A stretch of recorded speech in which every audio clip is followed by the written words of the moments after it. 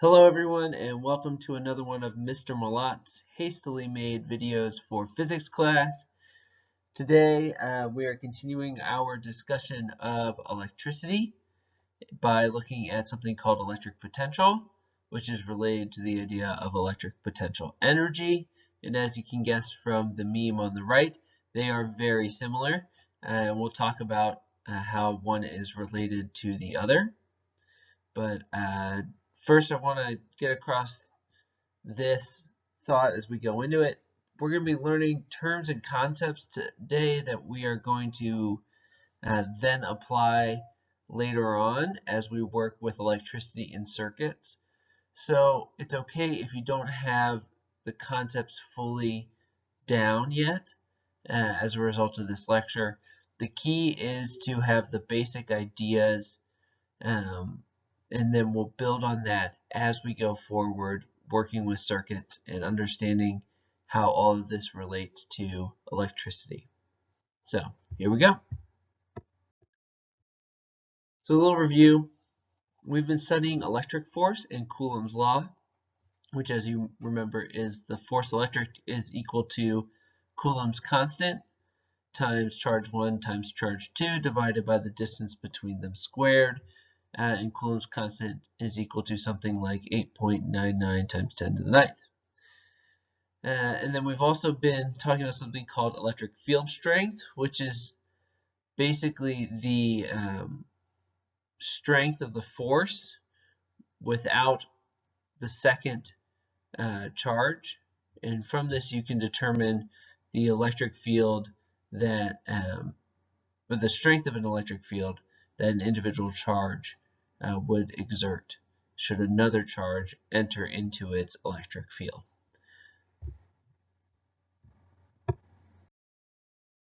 So electric potential energy.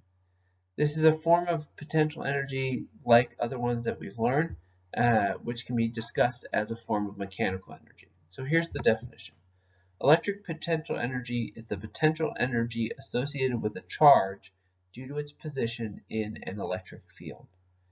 So as a charge moves within an electric field, its potential energy will change as its energy becomes some other form of energy, either kinetic energy or energy lost to the outside environment in some way. This makes sense. If we take, for example, in the upper right corner, a proton in an electric field, we can see, or we can look at how from point A to point B, its energy would change.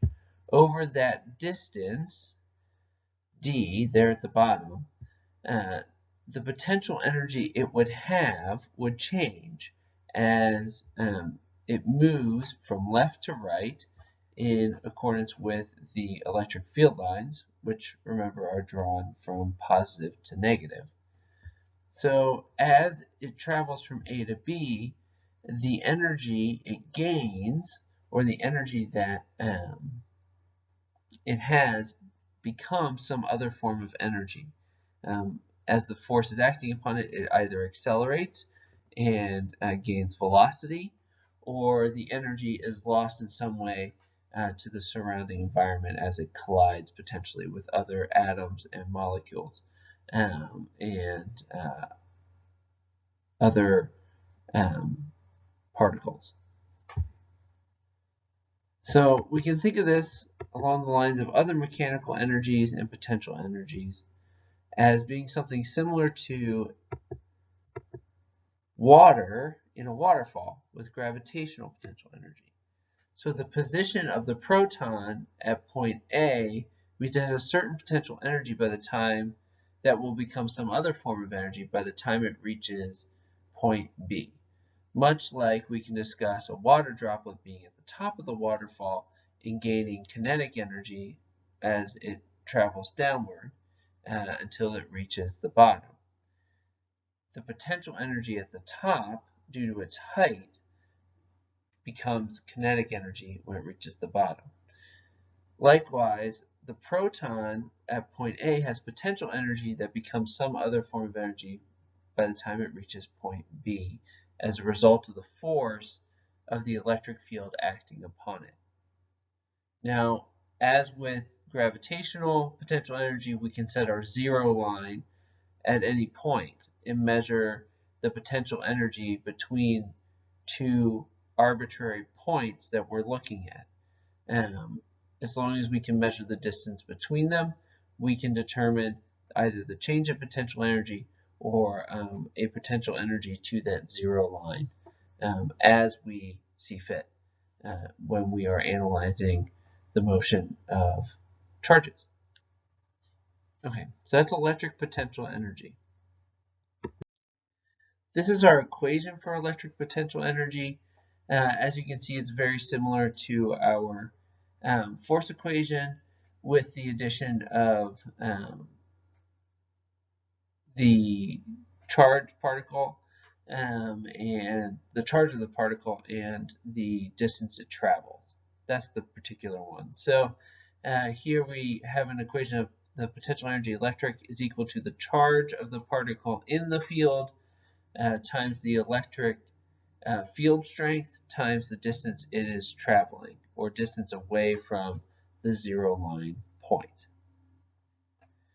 Now, this equation is used for what we call a charge in a uniform electric field. So I wanted to find that so that you have a sense of what that is and why this is significant. So in a uniform electric field, the force has the same direction and magnitude at all points.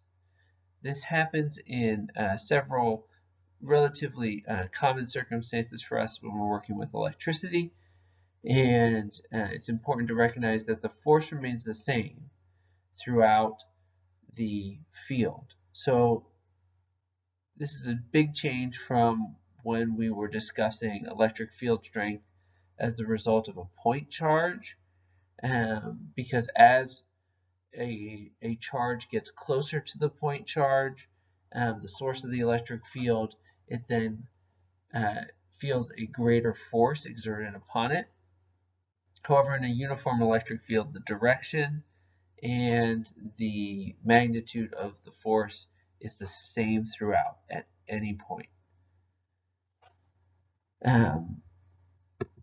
And I'll come to these 2 points in a second. I wanted to show you a couple examples. This occurs with a capacitor, which is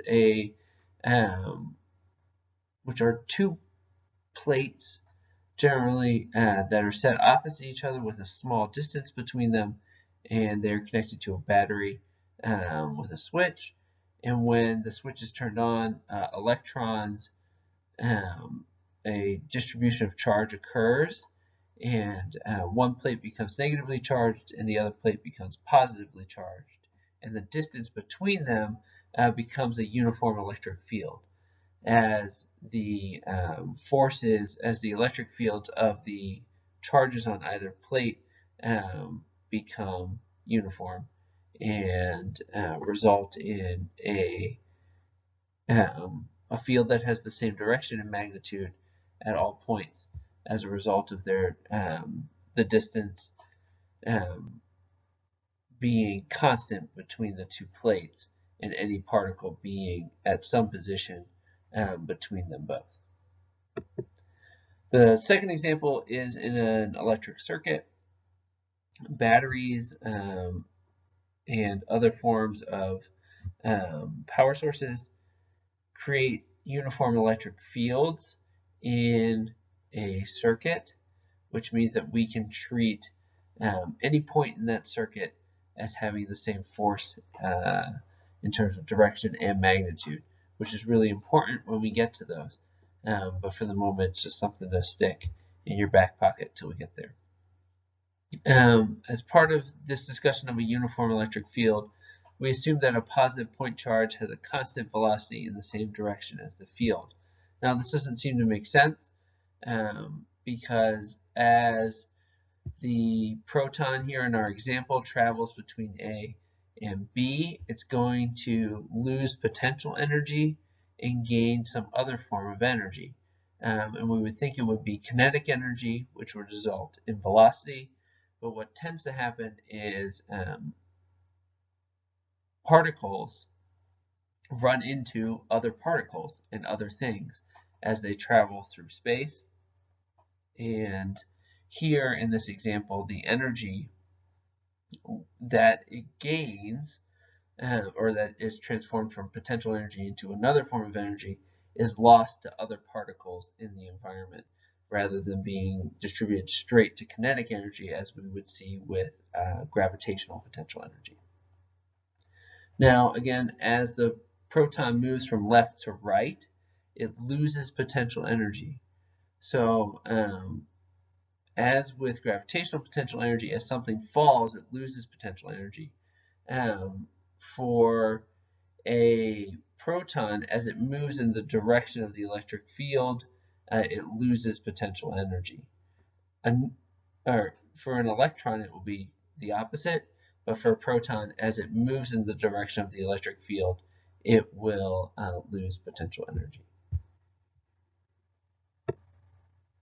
Having discussed electric potential energy, we will now move on to something called electric potential, which is something you need to distinguish from electric potential energy. They're not the same, though they are similar. Much like work and energy are not the same, but they're both forms of energy. So here, electric potential is the work of electrical energy. So here, let me explain a little bit better.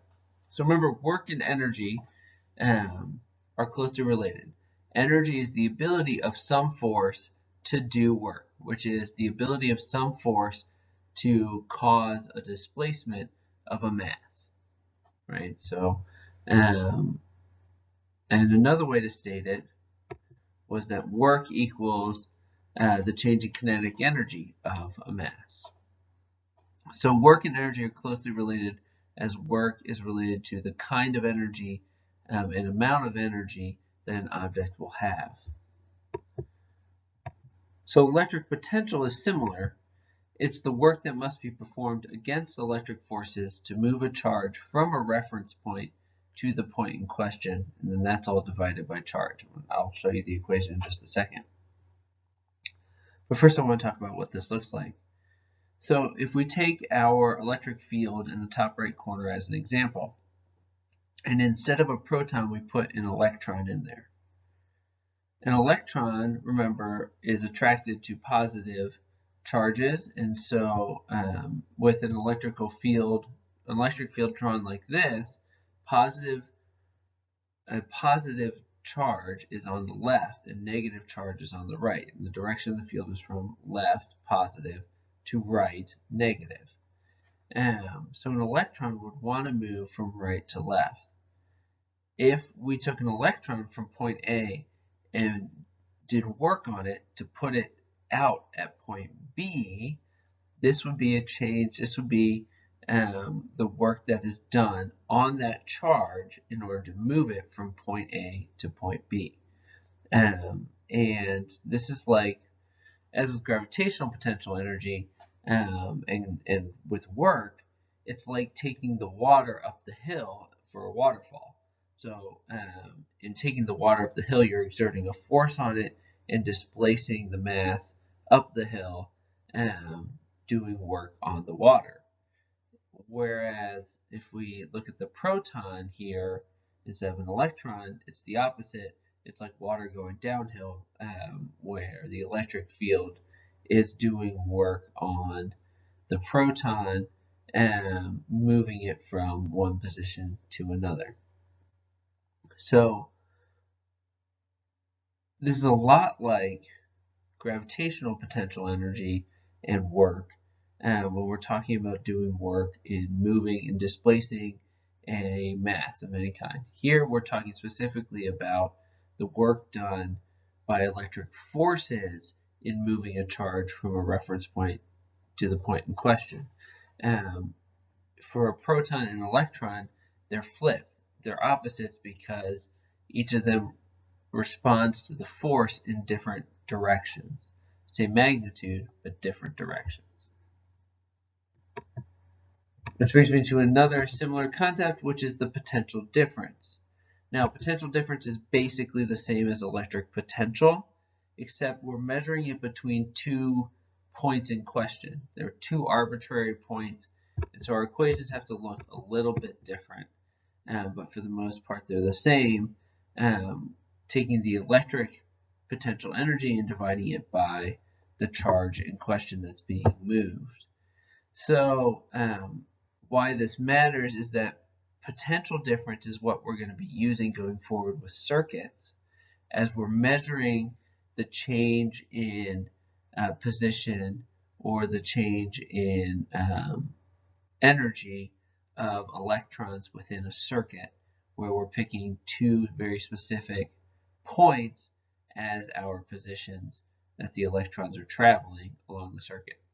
And if you think of a battery on a circuit, they're traveling from the positive terminal of the battery to the negative terminal of the battery, from the plus sign to the minus sign. Sorry, I flipped that, from minus sign to the plus sign. And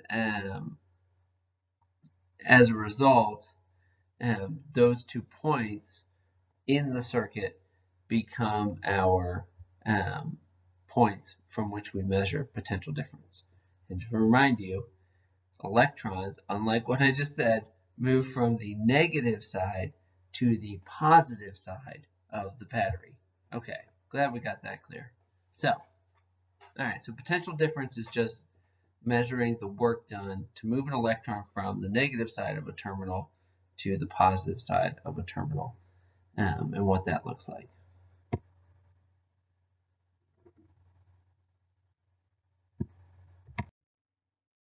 So there's another way to write potential difference given our equation for electric potential energy. So delta V is equal to change in potential energy electric divided by Q. And if potential energy electric is equal to negative QED, and we substitute that in, we get that the potential difference is equal to the change in negative QED divided by Q, which the charge of the particle doesn't change. So the potential difference in a uniform electric field can be stated as delta V equals negative E times D. What's key here is that we've reduced this down to a very small, simple equation where we're looking at an electric field, and if it's a uniform electric field, that's going to be the same field force throughout, and how that results in a change in potential energy or work being done over the course of a distance. Now, our unit here for potential difference is one that you're very familiar with. It's a volt, V-O-L-T, named after the Italian scientist Volta. And volts are 1 joule per coulomb, and they basically tell us how much energy it takes to move a charged particle, and that's it. Yeah, so over the course of a certain distance, how much energy will a charged particle gain or lose as a result of going over that distance. So this is for a uniform electric field. This is the one for the most part that we'll be dealing with once we get into circuits and trying to understand electricity as it fuels our everyday lives. And for point charges, we have a slightly different equation. Looks like this: delta V equals Kc Q divided by R, which is basically the same thing as Coulomb's law, with Q with the charge divided out. Very similar as well. And we're going to use that one less frequently, but when we're dealing with smaller charges, it is useful. And when we're dealing with the forces and energy from an individual point charge or group of charges, it's helpful. When we're dealing with circuits, we're going to use the potential difference in a uniform electric field equation, and that's one you definitely need to write down. So why does this matter? these concepts become significant for how we use electricity on a daily basis. A battery is an excellent example of this, as the electrons travel from the negative terminal of the battery down at the bottom up to the positive terminal of the battery when they are connected.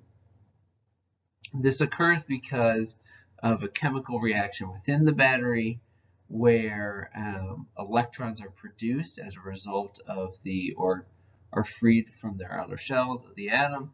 As a result of the reaction involved, the electrons then flow from the negative terminal to the positive terminal, and along the way here in this circuit they run into a light bulb, and as a result of the traveling through the light bulb, energy is transformed from the electrons to the filament in the light bulb and to thermal energy and visible light. So what's this all got to do with potential difference? Well, if you remember, a battery has a voltage. For example, a 1.5 volt alkaline battery has 1.5 volts of potential difference between the terminals. And as an electron travels from one terminal to the other, it gains 1.5 joules of energy per coulomb of charge. And so as a coulomb of charge of electrons moves from one terminal to the other, 1.5 joules of energy are gained by the electrons as they move. Now this energy is then put into use in the light bulb, otherwise they would just travel back through and the energy would continue to cycle into the battery. But when the energy is given, is transformed into a different form of energy, it can then be used to do work outside of the circuit, or not outside of the circuit, but outside of the power source. And here, the electrons then, as they are moving across the potential difference, the energy that they are gaining becomes energy that fuels the light from the light bulb. And so that's how potential energy ties in with potential difference and with doing work over the course of a circuit from a power source. Okay, so last thing, thanks for hanging in there. This has gotten a little long. Is I want to go over a practice problem for tonight. So tonight you're going to be using our equations for potential difference and electric potential energy in order to figure out the potential difference between locations and to figure out the charges involved in a certain problem.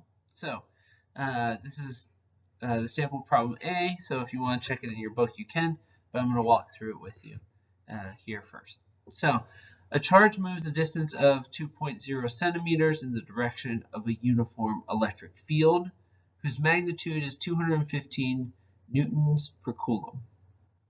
As the charge moves, its electrical potential energy decreases by 6.9 times 10 to the negative 19th joules.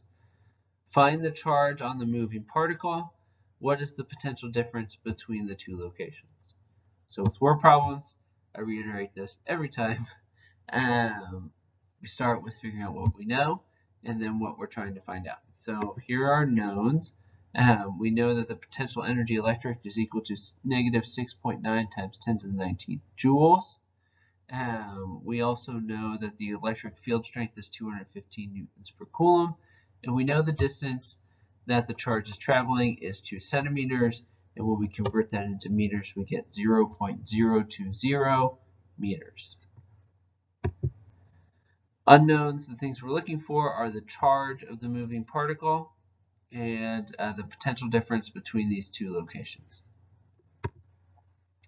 So we start with our equation for electric potential energy in order to find the charge of the particle in question. We rearrange it so the charge is by itself. So we end up with Q equals negative change delta PE electric divided by the electric field strength times the distance traveled. We plug in our numbers because all three of these things are knowns from above, and we get a charge of 1.6 times 10 to the 19th coulombs. So with these problems, when we're trying to find charge, it's a good idea to use your potential energy electric equation in order to find the charge based on the givens or the knowns. And then in order to figure out the potential difference between the two locations, we know the distance traveled and we know the electric field strength, so we just plug into our key equation for the potential difference in a uniform electric field, which is just that change in potential difference, potential difference is equal to negative the field strength times the distance traveled, and that's negative 215 newtons per coulomb times 0.020 meters. And with that, we get a potential difference of negative 4.3 volts. So if this was a battery that created this field, then we would know that its potential difference is 4.3 volts, and that's what it would be rated as. So, okay. So there we go. That's how you will do these problems for tonight. The problems are along these same lines, and hopefully will go pretty well. It'll be pretty straightforward for you. If you're having some trouble, make sure to email me and ask me questions. And there you go. Homework for tonight is practice A, numbers 1 through 3. Thank you for listening to the lecture today. And now I think you probably understand the meme at the front for how electric potential energy and electric potential look very similar but are slightly different. And again, their difference lies in the difference between work and energy. Energy is the ability of a force to do work, and so that similarity holds between electric potential energy, which is the energy due to position of a charge in an electric field, and the electric potential, which is the work done on that charge in that electric field. So there we go. All right, thanks everybody. Have a great day and talk to you soon. Bye.